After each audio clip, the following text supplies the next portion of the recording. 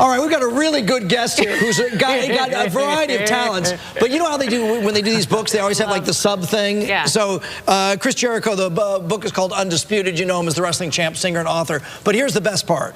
Chris Jericho, Undisputed, How to Become World Champ in 1,372 Easy Steps. Oh, only that. Now, can you skip a step or not?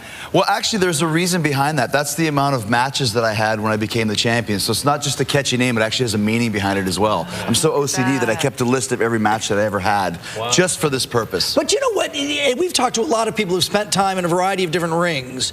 You don't seem none the worse for weather. You look pretty good. Yeah, I think because I'm from Canada, we talked about Flin Flon. Flintabity Floniton. It doesn't get enough airtime. The only people that know what Flin Flon is in Los Angeles right now. But yeah, I think, you know, growing up in Canada, I don't know, it was just a little bit more robust. It's so cold up there. You know, I don't know really why. Maybe I'm kind of like preserved. I'm like one of those prehistoric men that's preserved. And then one other thing, George Foreman was here once. And he's so jovial and so nice. I'm like, you know, I don't get it. You don't have the rage. And he's like, oh, you don't think I have the rage? Well, look.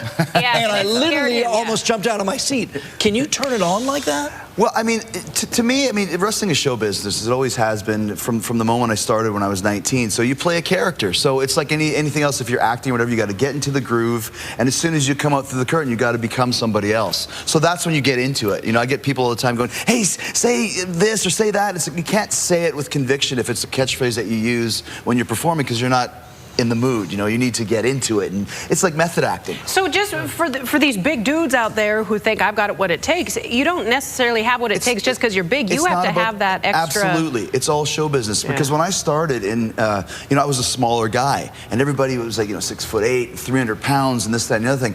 To me, it was like, well, how can I be the biggest presence on the show? I'll have the biggest charisma, the best personality, you know, the best character, and that's how I was able to kind of go through the ranks. It wasn't about size or the moves; it was about connecting with the audience. But you detail, and you're very candid about it, how initially Vince McMahon, who's sort of the impresario of all this, is like, you're no good at all. Well, yeah, it took me 9 years to achieve this dream that I had of working for Vince, and then once I got there, the dream was like a nightmare because it wasn't what I thought it was going to be, and I wasn't prepared for it. So because I had this experience, I kind of had to reinvent myself and hit the ground running, because 6 weeks after I got to the WWE, my boss was telling me that you're green as grass, and you're terrible, and you're not worth the contract that the paper that your contract is printed on, all that sort of thing. So it did kind of hit me out of left field, but you just have to, you know, regroup and move on as a professional.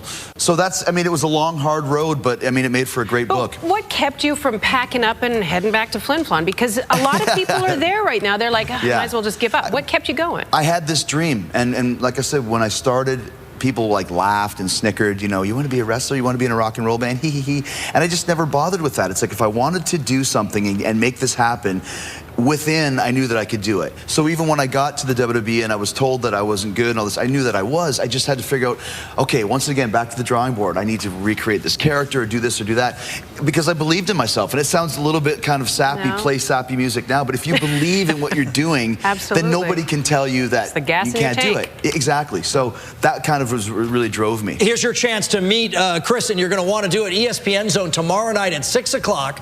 The book is the LA Live, of course, in downtown LA.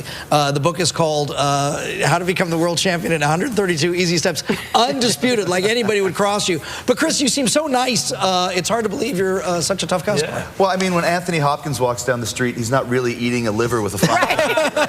He's playing a part. So that's what it is. When I'm on this show, I'm myself, and then when it comes time to do business with the WWE, you become somebody else. There you go. Nice to see you. All right, nice to see you. Great to see you, darling. Take care. Still ahead, it's not the